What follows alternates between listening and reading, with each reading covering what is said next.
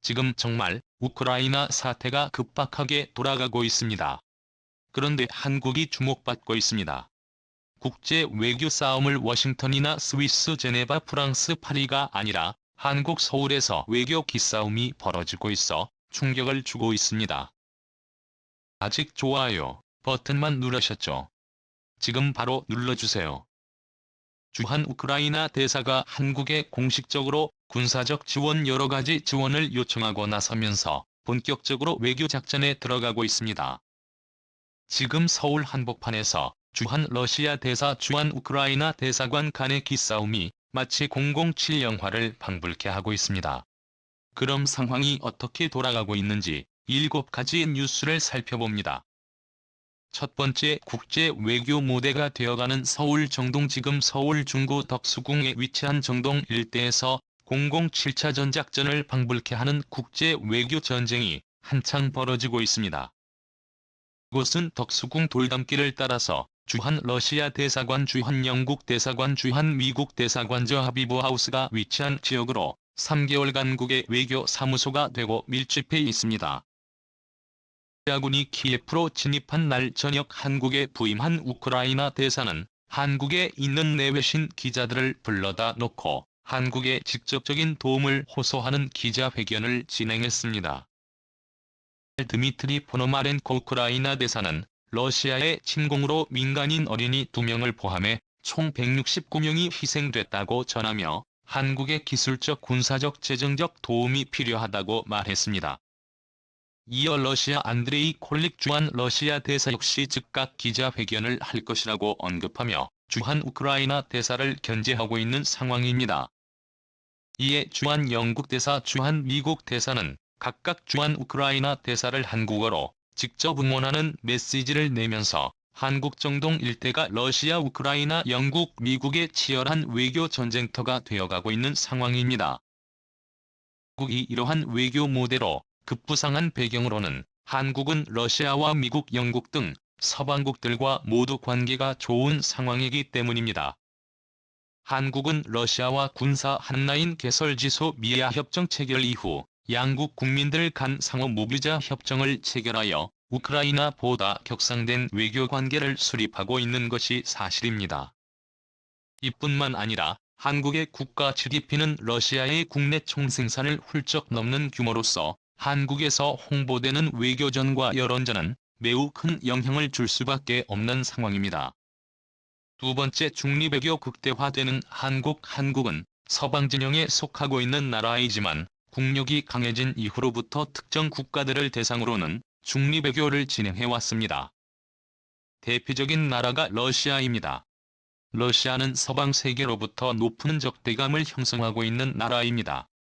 하지만 한국은 조선 후기 대한제국 시기를 거치며 러시아에 어느 정도 도움을 받았던 것이 사실입니다. 이 러시아 공사관망명 사건 등을 포함해서 일본을 견제하는 입장에서 러시아와 우호 관계가 어느 정도 있었으나 러시아의 소비에트 혁명과 한국 전쟁에 책임이 있는 국가로서 88년 서울올림픽 직전까지 악화된 관계를 맺어왔습니다. 서울올림픽 직후 러시아가 민주화된 이후로부터는 한국과 군사기술 이전 사업을 진행하며 좋은 관계를 쌓아왔으나 최근 푸틴 정권 수립 이후로부터 조지아 침공, 시리아 내전 개입에 이어 우크라이나 침공까지 이루어지면서 서방과 러시아의 관계가 악화되자 러시아와 관계가 나쁘지 않은 한국이 갑작스럽게 국제대로 외교 중심지가 되어가고 있습니다. 현재 러시아가 이용할 수 있는 외교적 창구는 오직 중립국가뿐입니다. 하지만 한국은 서방 진영의 편에 선 민주주의 국가이지만 이번 상황에서 특수하게 중립적 상황을 띠고 있습니다. 한미동맹의 입장에서 서방의 민주국가 편에 서고 있는 분명한 포지션이지만 러시아가 외교적 창구를 이용할 수 있는 나라이기 때문입니다. 한국의 중재적 역할이 이번 우크라이나 사태에서 매우 크게 기대되는 상황인 것입니다. 세 번째, 우크라이나의 핀란드라이제이션. 현재의 우크라이나 사태 해결을 위해서 러시아가 원하는 것은 우크라이나의 중립지대와 즉 핀란드화입니다. 흔히 핀란드라이제이션이라는 용어를 사용하는데요. 핀란드는 나토에 가입되지 않은 중립국의 입장에 서고 있습니다. 핀란드는 러시아와 가장 긴 국경선을 맞대고 있는 유럽 국가 중 하나이지만 러시아와 적대적 관계를 취하지 않고 나토에 가입하지 않음으로 인해서 러시아와 적대적 관계를 맺고 있지 않습니다. 러시아는 우크라이나가 나토에 가입하는 것을 원하지 않고 있는 것인데요. 하지만 드미트리 포노마렌코 우크라이나 대사는 현재 우크라이나는 여전히 나토에 가입을 원하고 있다고 언급하고 있는 상황입니다. 유럽과 북미권 국가가 만든 러시아를 견제할 초대형 군사동맹체인 나토는 현재 우크라이나와 벨라루스를 제외한 대부분의 유럽 국가가 가입한 상황이지만 우크라이나의 끈질긴 요구에도 러시아에서 가스를 수입하는 입장인 독일을 비롯한 주요 국가들은 우크라이나의 나토 가입 시 유럽의 혼란을 초래한다며 가입을 거부하는 입장입니다. 전문가들은 우크라이나 사태 해결을 위해서는 우크라이나가 러시아나 서방 나토의 개입이 없는 중립지대화가 필요하다는 의견을 내놓고 있습니다. 우크라이나의 중립지대화 조건으로 러시아군 철수와 평화유지군의 파병이 조건이 될 것으로 예측됩니다. 다만 평화유지군은 UN 평화유지군이나 러시아 제-평화유지군인 CSTO의 개입이 있어서는 중립적 노선이 깨지게 되므로 새로운 중립국가로 이루어진 평화유지군의 파병이 거론됩니다. 번째, 핀란드와 스웨덴의 참전과 중립국 연합군 결성. 현재 중립국의 대표적인 나라들 중 두 나라 스웨덴과 핀란드가 1800년 이후 분쟁국가의 분쟁에는 개입하지 않는다는 원칙을 깨고 공식적으로 우크라이나에 대한 군수 물자 기술 금융 지원에 나섰습니다. 인 상황입니다. 여기에 한국이 참여하는 중립국들로 이루어진 평화유지군이 긴급히 결성될 수 있다는 관측이 나오고 있습니다. UN 평화유지군도 아닌 구소련 국가들의 CSTO 평화유지군도 아닌 중립국만으로 이루어진 평화유지군이 만들어질 것으로 예측됩니다.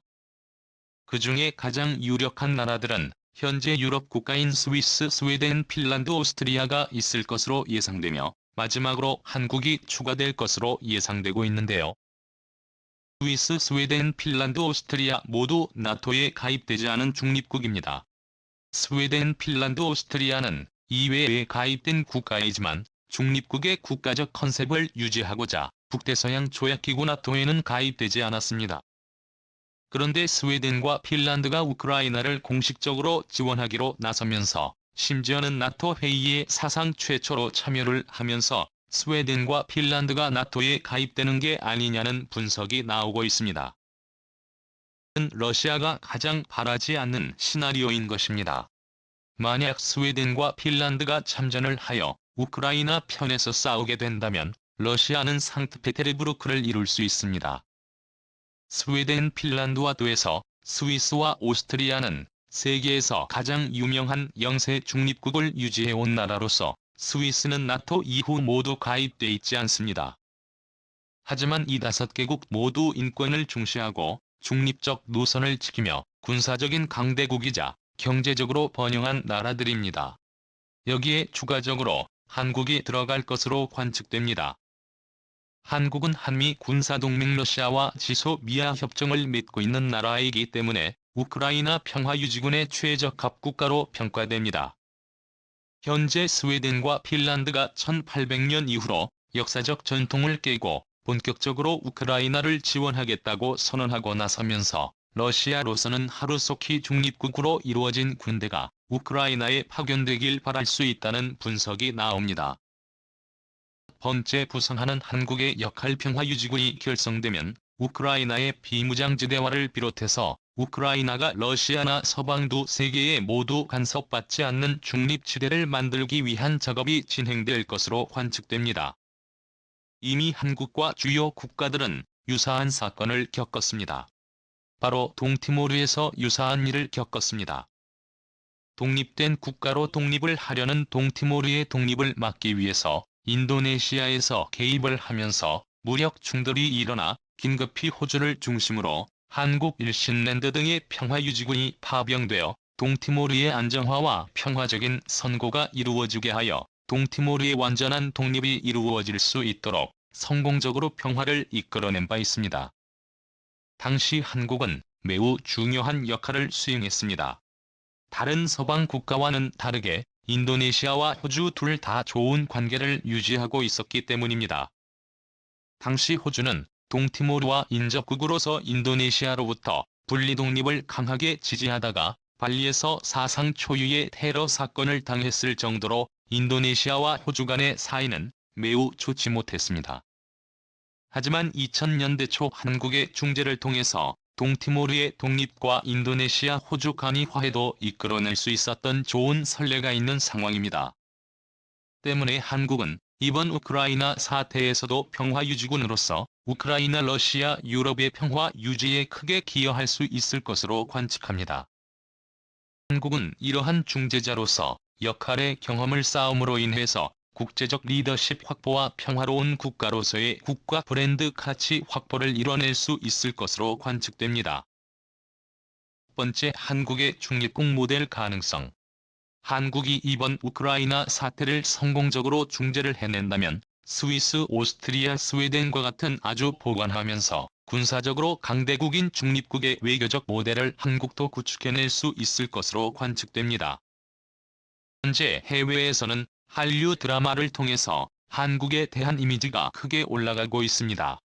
특히 태양의 후예나 넷플릭스 듯이 비와 같은 한국 군대를 다룬 드라마들은 한국보다 오히려 해외에서 더욱 큰 방향을 일으킬 정도로 한류 드라마를 통한 한국군에 대한 이미지가 매우 좋은 상황입니다. 그런데도 최근 아프가니스탄 난민 수송 작전에서 한국의 활약상 등이 점점 해외에 알려지기 시작하면서 실전에서도 강한 한국군의 위상이 점점 해외에 홍보되고 있습니다. 향후 한반도 통일이 이루어지게 되면 한국은 중립국의 모델이 될 수 있을 것이란 관측이 나옵니다. 러시아, 중국, 일본, 미국 등의 열강국들의 틈바구니 속에서 한국이 강한 힘을 유지하려면 한미동맹의 틀 안에서도 한국만의 독특한 중립적인 모델을 만들어 나갈 수 있을 것이란 관측이 나옵니다. 일곱 번째, 푸틴의 사태. 푸틴 집권 이후로 푸틴은 문학적이고 문화를 사랑하는 평화적인 모습을 보이곤 했으나 그의 집권으로 인해서 시리아, 우크라이나, 크림반도, 조지아 등지에서 많은 민간인들과 군인들의 희생이 있었습니다. 이뿐만 아니라 푸틴의 정적들, 푸틴을 지적한 시민 블로거 등이 완전한 탄압을 받으면서 많은 민주주의 인사들의 희생이 있었습니다. 현재도 러시아에서는 우크라이나 전쟁을 반대한 시민들의 집회가 이어지고 있으나 조용히 어디론가 끌려가고 있습니다. 우크라이나 사태가 진정된 이후로 푸틴은 책임을 지고 사퇴를 해야 하며 평화로운 러시아가 될 수 있도록 해야 할 것이라는 지적이 나옵니다. 이번 우크라이나 사태를 통해서 푸틴은 평범한 강대국의 지도자에서 마오쩌둥, 스탈린, 김일성, 김정일과 같은 사상 초유의 독재자의 이미지를 벗기 어려울 것으로 보입니다. 대다수의 선량한 러시아 국민들이 피해를 입지 않게 그가 스스로 물러날 것인지 귀추가 주목됩니다. 이번 우크라이나 사태는 많은 사람들이 러시아에 기대하던 민주주의 국가의 모습을 완전하게 상실하게 만들었습니다. 하지만 러시아에서는 아직까지 한국에 대한 호감도가 높은 상황으로 사실은 러시아가 평화적인 노선을 걸어갈 수 있도록 해야 한다는 의견이 나옵니다. 러시아가 마지막으로 서방 진영의 편에 설 수 있도록 만들 수 있는 유일한 나라는 단 한 나라 대한민국밖에 없다는 의견이 나옵니다. 시청해주셔서 감사합니다. 이거 너무 안타깝네요. 재미있게 보셨으면 좋은 의견의 댓글로 달아주세요. 하나의 댓글을 달아 주실 때마다 우리나라는 더욱 강해집니다. 그럼 좋은 하루 되세요.